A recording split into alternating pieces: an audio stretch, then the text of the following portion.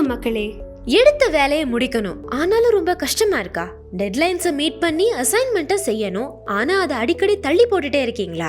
இந்த பிரச்சனையை over come பண்றதுக்கு நாங்க சொல்ற டிப்ஸை ட்ரை பண்ணி பாருங்க. என்னப்பா இன்னும் யாரும் நம்ம சேனலை சப்ஸ்கிரைப் பண்ணலையோ?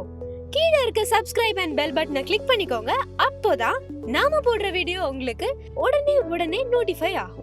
ஒரு வேலையை இன்னைக்கு எப்படியாச்சும் செஞ்சு முடிக்கணும்னு ஒரு குறிக்கோளோட ஜெகன் தன்னோட சேர்ல உட்கார்றான். வேர்ட் டாக்குமெண்ட் ஓபன் பண்ணி ஃபர்ஸ்ட் சென்டென்ஸ் டைப் பண்ணும்போதே மிஸ்டர் மைண்ட் வாய்ஸ் உடனே வர்றாரு.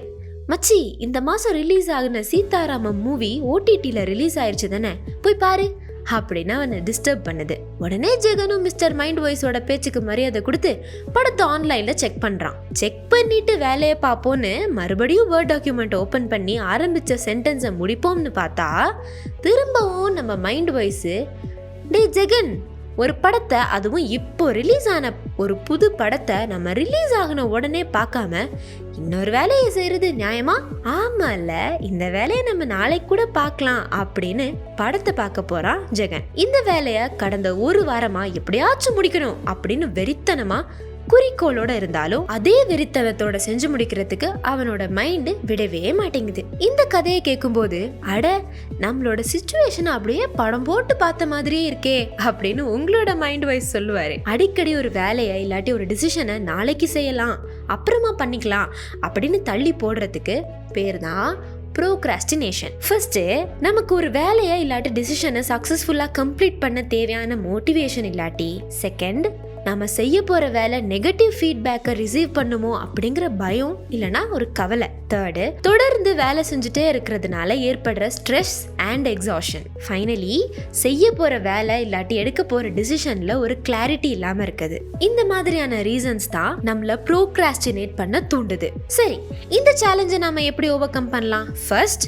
Reward your self. இது உங்களுக்கு ஒரு மோட்டிவேஷனை ஏற்படுத்தி நீங்க செய்ய போற வேலையை கம்ப்ளீட் பண்றதுக்கு உதவுது. உதாரணத்துக்கு, உங்களுக்கு ஒரு படம் பார்க்கணும், ஆனா வேலை இருக்குது. இந்த வேலையை முடிச்சா நான் இந்த படத்தை எனக்கு ஒரு ரிவார்டா பார்க்கலாம் அப்படின்னு டிசைட் பண்ணுங்க.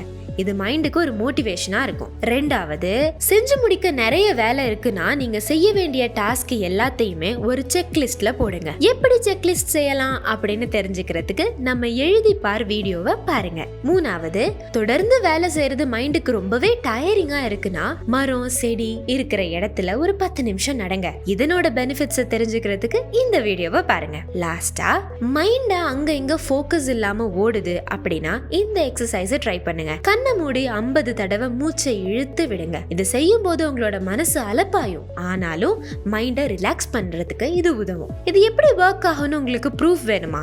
வழக்கமா நம்ம என்ன பண்ணுவோம்? ஜஸ்ட் 5 minutes FB போவோம், அப்புறம் அங்கேயே செட்டில் ஆயிடுவோம். ஒரே ஒரு ரீல்ஸ் பார்ப்போம் அப்படின்னு இன்ஸ்டா பக்கம் போவோம், ஆனா போய் 2 hours ஆயிடும். ஸோ ஒரு டாஸ்க் ஸ்டார்ட் பண்ணி ஒரு 5 minutes அதுலேயே ஸ்பெண்ட் பண்ணா நம்ம டிஃபால்ட்டாவே கொஞ்ச நேரம் அதே பண்ணுவோம். இந்த பிரின்சிபலை நம்ம பெனிஃபிட்க்கு யூஸ் பண்ணலாம். அசைன்மெண்ட் பண்ண பிடிக்கலையா, ஸ்டார்ட் பண்ணி ஒரு 5 minutes மட்டும் பண்ணுவோம் அப்படின்னு போனா அது ரிலேட்டடா கொஞ்சம் கூகுள் பண்ணுவோம், இம்பார்ட்டன்ட் பாயிண்ட்ஸ் நோட் பண்ணுவோம். அட்லீஸ்ட் 15 minutes ஆயிடும். இப்படி அடிக்கடி ஸ்டார்ட் பண்ணா 4 to 5 attemptsல அசைன்மெண்ட்டே முடிஞ்சிடும். நம்ம சொன்ன டிப்ஸ் உங்களுக்கு உதவியா இருந்துச்சுன்னா மறக்காம லைக், ஷேர் அண்ட் சப்ஸ்கிரைப் பண்ணிடுங்க.